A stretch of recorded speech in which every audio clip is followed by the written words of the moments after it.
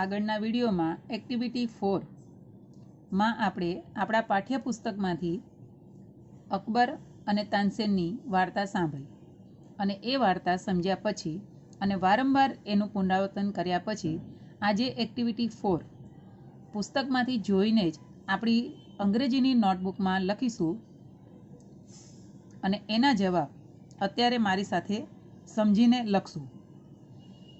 Mark true or false for these sentences.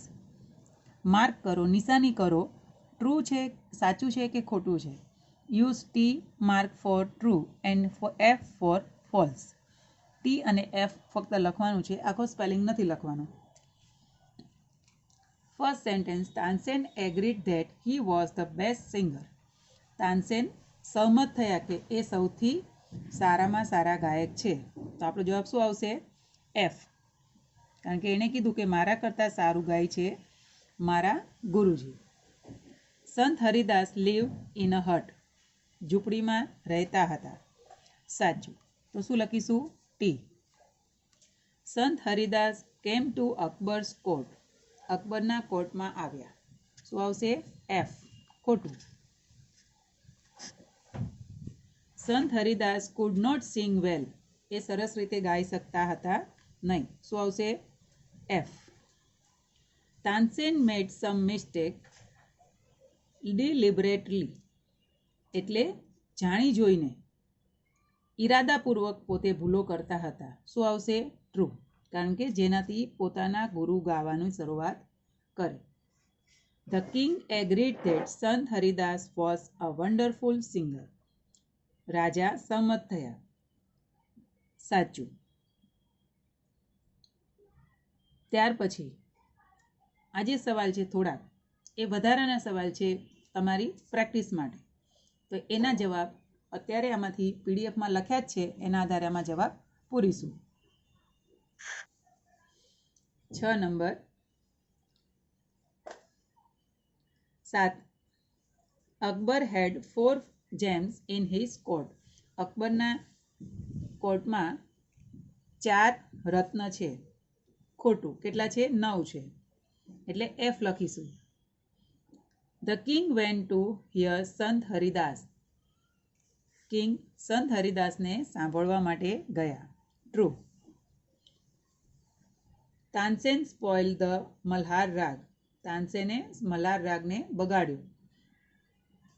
ખોટું. And the king of kings means God. રાજાઓના રાજા મતલબ ભગવાન. સાચું. પછીનો સવાલ, what do this line from the lessons mean. નીચેની જે લાઈનો આપી છે એના આધારે એવો શું કહેવા માંગે છે, આ પાઠના આધારે એનો અર્થ શું થાય છે? Tick mark the correct answer. સાચા જવાબો પર ટીક માર્ક કરો.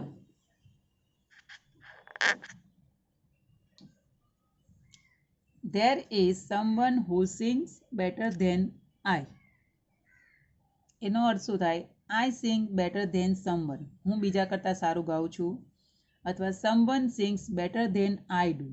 હું ગાઉં છું એના કરતાં કોઈક સારું ગાય છે. someone sings as well as I do. મારી જેવું જ બીજા ગાય છે. તો આનો અર્થ શું થાય? કે મારા કરતાં કોઈ સારું ગાય છે. એટલે આના ઉપર ટિક કરીશું, રાઈટ કરીશું. I am afraid he will not come. શહેનશાહ. એનો અર્થ થાય I am afraid that he will come. મને બીક છે તેઓ આવશે. I am not afraid of him. હું તેમનાથી ડરતો નથી. I am afraid that he will refuse to come. એ આવવા માટે ના પાડશે. will not come એટલે આવવા માટે ના પાડશે. તો આની સામે આપણે રાઈટ કરીશું. નંબર 3.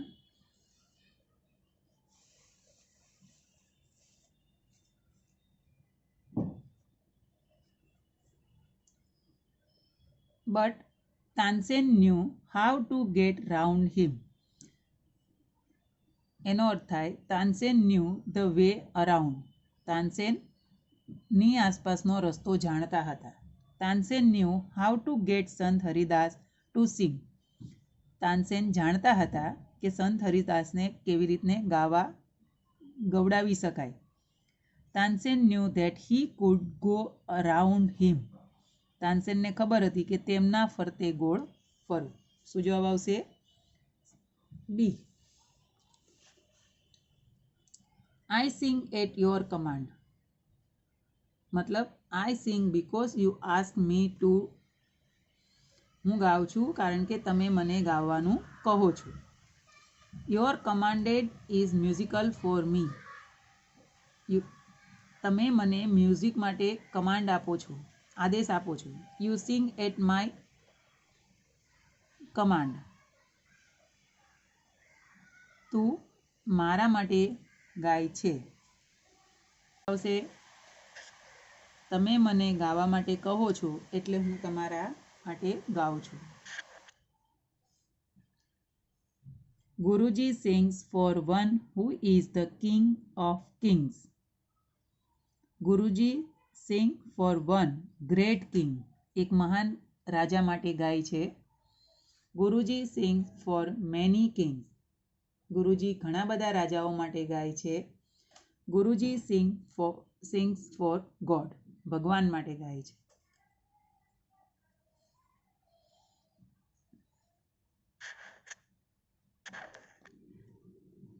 Answer this questions. સવાલના જવાબ લખો વાર્તા આધારે.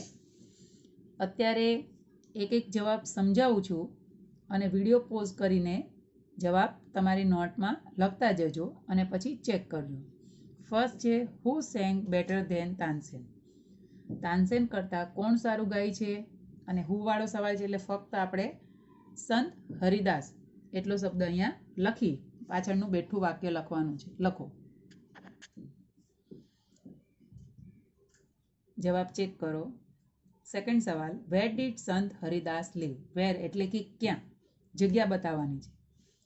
તો સંત હરિદાસ લીવનું શું થશે? ડીડ છે એટલે પાસ્ટ ટેન્સ ઈડી. અને ક્યાં આવશે? ઇન વૃંદાવન. લખો. ખાસ આપણા ક્રિયાપદને ઈડી લાગે એટલે કે V2 થઈ જાય, પાસ્ટ ટેન્સ થઈ જાય, એનું ધ્યાન રાખશું જવાબ લખતી વખતે. થર્ડ સવાલ છે why did Akbar decided to go to the સંત હરિદાસ હટ.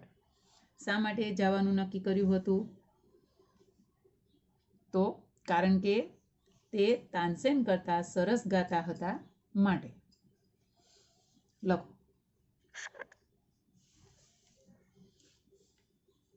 અકબર ડિસાઇડનું આનું શું થઈ જશે? ડીડ હોવાથી ઈડી લાગશે. ડિસાઇડેડ ખાલી D two go to Sant Haridas hut because he sang better than Tansen. અને પોતે સંગીતના એક ખૂબ હમ્બલ લવર એટલે કે નમ્ર ચાહક છે. એટલા માટે એને સાંભળવું હતું કે તાનસેન કરતાં પણ કોઈ સારું ગાઈ શકતું હોય તો એ કેટલું મધુર હશે. સવાલ number 4. What condition did Tansen put before the king. કિંગની સામે કઈ કન્ડિશન મૂકી? કે તાનસેને અકબરને કીધું કે તે ત્યાં એક રાજા તરીકે જઈ શકશે નહીં. એટલે એનો જવાબ લખાશે Tansen told Akbar that he could not go to Sant Haridas as a king. લખો. Tansen told Akbar that he could not go to Sant Haridas as a king.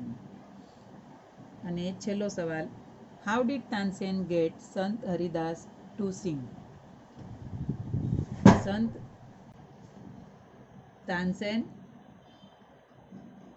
ને કેવી રીતના ગવડાવ્યા? તો તાનસેને રાગ દરબારીમાં જાણી જોઈને ઘણી બધી મિસ્ટેક કરી again and again. And A mistake જોઈને હરિદાસ ગુસ્સે થયા, સંત હરિદાસ ગુસ્સે થયા અને એણે રાગ દરબારી સાચી રીતે ગાઈને સંભળાવ્યું. લખો. તાનસેન sang રાગ દરબારી but he made some mistake again and again. This made Sant Haridas angry, so he sang Rag Darbari the right way. Activity 5. Study the examples and answer the following questions. First example સમજો અને ત્યાર પછી નીચેના જવાબો લખો. First, Mr. Patel is 67 years old. Mr. Pandya is 70 years old. Mr. Patel 67 વર્ષના છે અને પંડ્યા છે 70ના છે. તો મોટું કોણ છે? મિસ્ટર પંડ્યા. એટલે પહેલા નામ કોનું આવશે? ઓલ્ડર પૂછ્યું છે એટલે પંડ્યા આમાં આવશે. મિસ્ટર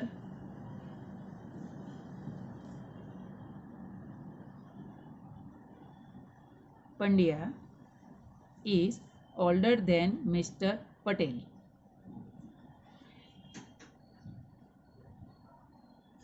બીજી રીતે કેવું હોય તો મિસ્ટર પટેલ મિસ્ટર પંડ્યાથી નાના છે એટલે આ ખાલી જગ્યા અહીંયા આવશે અને આ અહીંયા આવશે. લખો.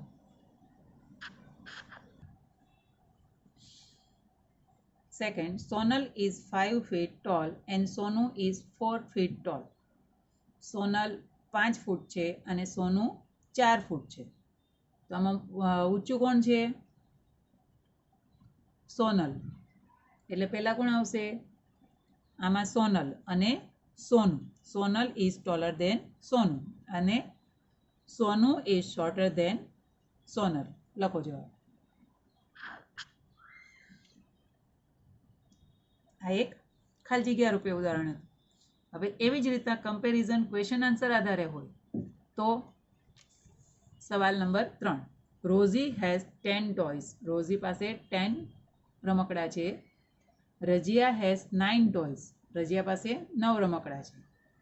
હુ has more toys than whom. કોના કરતાં કોની પાસે વધારે છે? તો વધારે કોની પાસે છે? રોઝી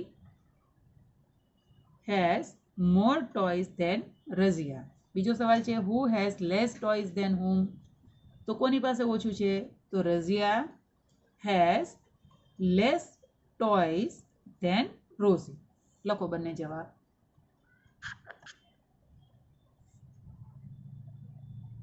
એટલે ખાલી જગ્યા રૂપે પૂછ્યું તો આ રીતના લખીએ. સવાલ જવાબ રીતે પૂછ્યું હોય તો આ રીતના લખીએ.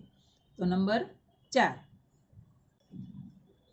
Number 4. Mahesh drinks 2 glasses of milk. Naresh drinks 1 glasses of milk. તો વધારે કોણ પીવે છે? મહેશ. તો અહીંયા લખશું Mahesh drinks more than Naresh અને લેસ તો Naresh drinks less than Mahesh. લખો બંને જવાબ.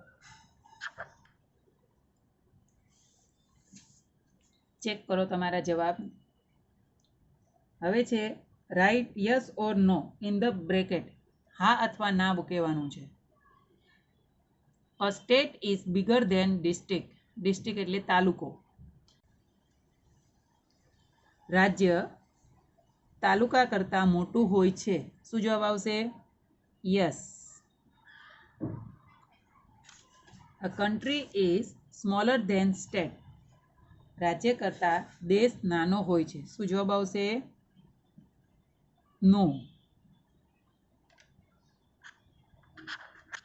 ધેન ડિસ્ટ્રિક્ટ શહેર તાલુકા કરતાં મોટું હોય છે. શું જવાબ આવશે? No. Village is smallest of all. ગામડું સૌથી નાનું હોય છે. શું જવાબ આવશે? Yes. City is as big as village. City શહેર ગામ જેટલું જ મોટું હોય છે. ના.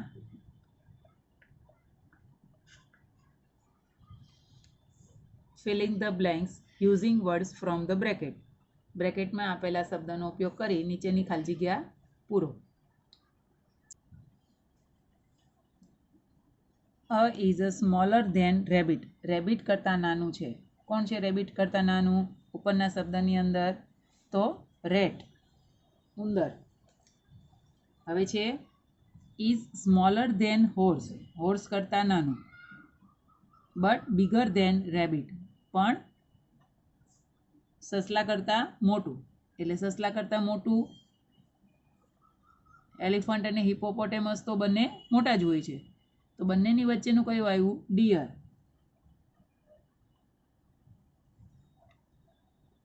The is biggest animal of all, સૌથી મોટું તો કયું આવશે? Elephant.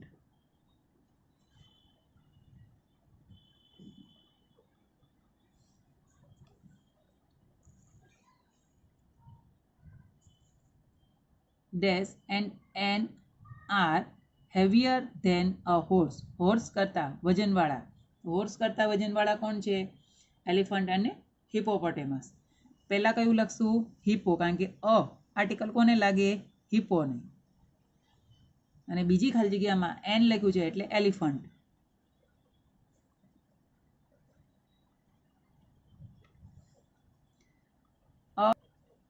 Dash and dash are smaller than horse, horse કરતાં નાનું કોણ છે?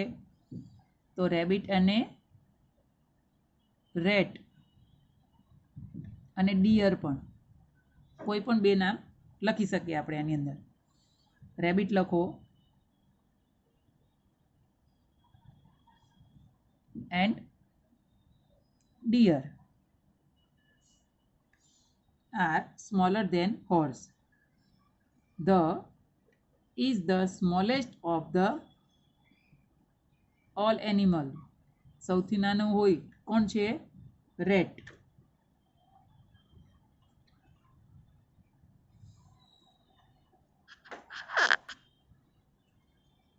Answer the question, write one word using words from the bracket.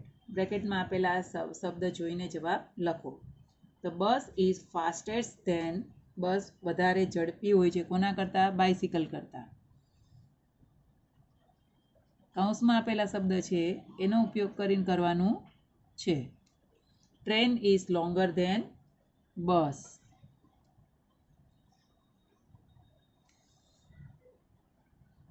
A bullock cart is slower than, bullock cart કોના કરતાં સ્લોવર છે? બાઇસિકલ કરતાં.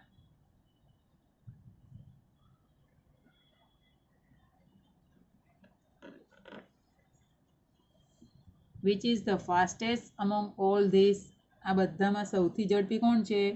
તો પ્લેન. આ રીતના દરેક જવાબ પોતાની અંગ્રેજીની નોટબુકમાં લખો અને વારંવાર વાંચો. પોતાની